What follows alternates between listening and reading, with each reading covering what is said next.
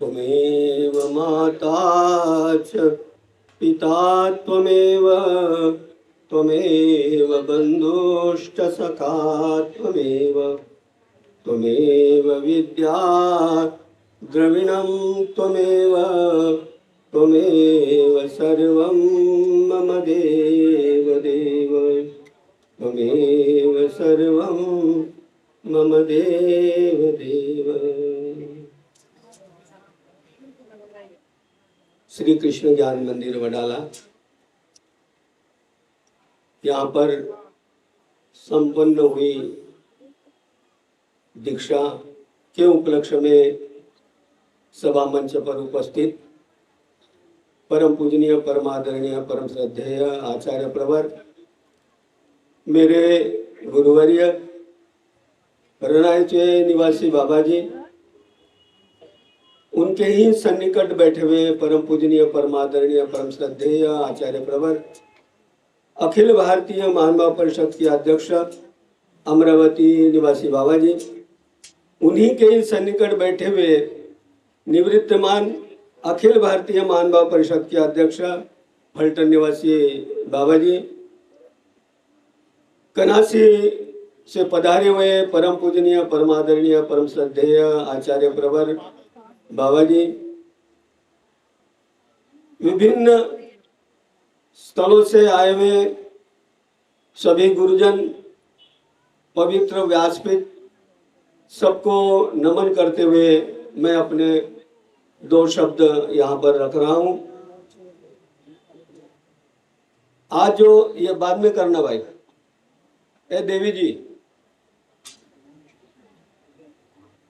आज जो आप ये अनुसरण विधि देख रहे हो, ये जो इनका सफर है, यह सफर बहुत लंबे समय से चलता हुआ आ रहा है, आज का नहीं है। दिखाई तो आपको अभी दिया कि इन्होंने अनुसरण लिया, किंतु ये जो सफर है न जाने कौन से जन्म से, कौन से समय से शुरुआत हुआ,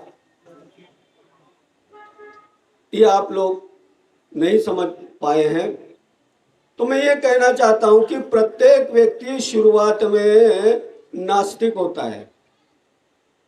किसी पर उसको प्रपंच के अलावा, अपने सुख सुविधाओं के अलावा उसको और किसी तरफ उसका विश्वास नहीं होता।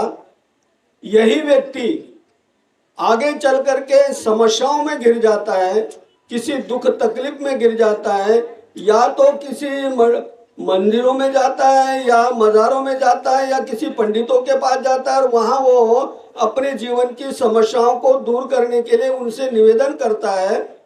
और निवेदन के बाद वो लोग उन्हें सलाह देते हैं कि फलानी फलानी विधियों का पालन करो, और उन वो विधियों का वो पालन करता है और उसके माध्यम से उसका कार्य पूर्ण हो जाता है। तो जब भी उसे कोई आवश्यकता पड़ी, उसकी गाड़ी रुकने लगी, तो वो उस जगह जाकर के निवेदन करके वहां से अपनी समस्याओं का हल निकाल लेता है। लेकिन एक आध बार ऐसा होता है कि वो समस्या उसके विधि विधानों से पूर्ण नहीं होती, तो उसका अगला कदम जो बढ़ता है वो कठोरता की तरफ बढ़ता है, तामसता की तरफ बढ़ता है। जैसे आप पिक्चरों में देखते हैं ना, हथेली के ऊपर जोत जलाई और कामना मेरी पूर्ण हो, इस तरह के तामस प्रकृति में आता है।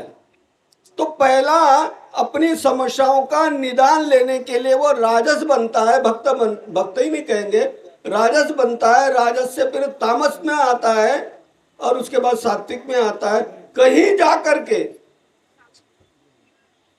कभी इन गुरुजनों के संपर्क में आकर के, चतुर्विध साधनों के संपर्क में आकर के वहां पर उसका कुछ भजन पूजन घटित होता है, और वो भजन पूजन घटित होने के बाद वो गुरु मंत्र लेता है। गुरु मंत्र लेने के बाद वो सिमरण करता है, स्मरण करता है, तो उसे वेद होता है। हल्का सिमरण करता है, उसे वेद होता है, यानी परमात्मा के प्रति आकर्षण।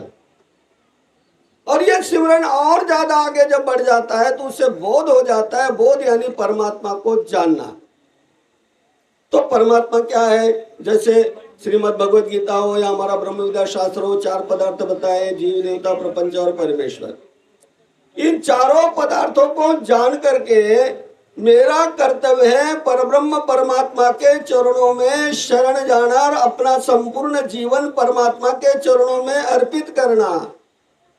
ये समझ उसे उस बोध के द्वारा यानी उस ज्ञान के माध्यम से प्राप्त होती है। और वो ज्ञान प्राप्त होने के बाद जो अगली सीढ़ी है, अगला जो पायदान है, वो दीक्षा के रूप में आता है। तो इतना लंबा सफर इन्होंने तय किया और तब जाकर के वो ये लोग यहाँ पर पहुंचे। अब जैसे मैंने कहा कि राजस भक्ति यानी मांग डिमांड, अब वो मांग डिमांड के लिए दोनों तरफ जगहें हैं। देवताओं के तरफ भी जगह है, तुम्हारे तरफ भी जगह है। पत्रम पुष्पम फलम तोयम, ये क्या है? पत्ता मुझे अर्पित कर दो, पुष्प मुझे अर्पित कर दो, फल मुझे अर्पित कर दो, और नहीं कुछ तेरे पास तो जल मेरे प्रति अर्पित कर दो। ये क्या है? यत करोषि यदश्नासि यज्योषि ददासि यत यत पश्यसि कौन्तेय तत्कुरुष्व मदर्पणम। यत करोषि, क्या कर रहे हो यानी शुभ कर्म, वो मेरे प्रति अर्पण कर लो। यद अश्नासि, खा तुम अपने पेट के लिए खा रहे हो, लेकिन मेरा नाम लेकर के, मेरा प्रसाद समझ करके तुम खा लो। यद अश्नासि।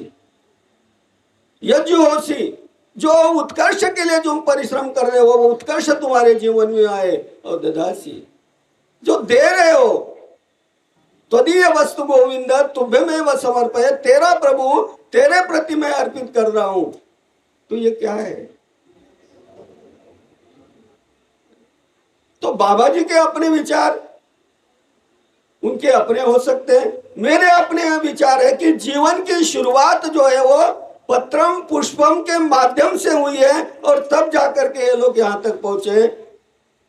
तो मैं जैसे स्टेज से नीचे उतरते ही बाबा जी ने मुझे पेनिसिलिन का इंजेक्शन लगाया।